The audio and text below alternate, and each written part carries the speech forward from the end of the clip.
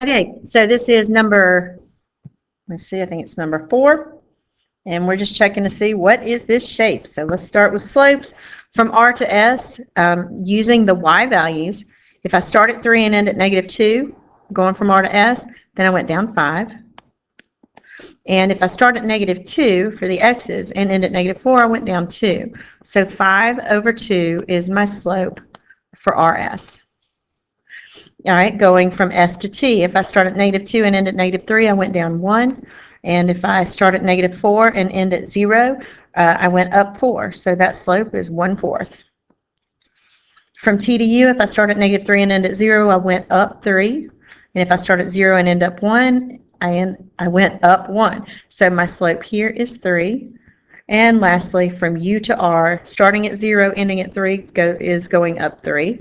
Starting at 1, ending at -2 is going down 3. So my slope here is -1.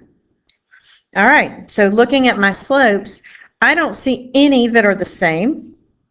I also don't see any that are opposite reciprocals, which means, let's zoom out. If you have no slopes that are the same facing each other, it's not a parallelogram. And because rectangle and rhombus and square are subsets of parallelograms, then it can't be any of those either. Also, there wasn't even one set of opposite sides that were parallel. So it's not a trapezoid or an isosceles trapezoid, which means the answer for number 4 is just G. It's none of those, just a plain old quadrilateral.